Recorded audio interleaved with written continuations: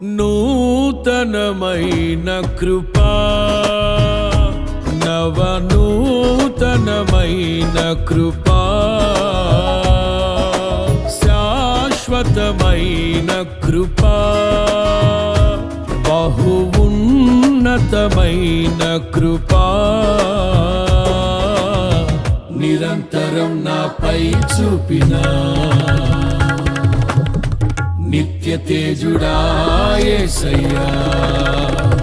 నీ వాత్సల్యమే నాపై చూపిల్చిన, నీ ప్రేమను వివరించనా, నన్ను నీ కోసమే ఇలా బ్రతికిల్చిన జీవాధిపతి నీవయ్యా.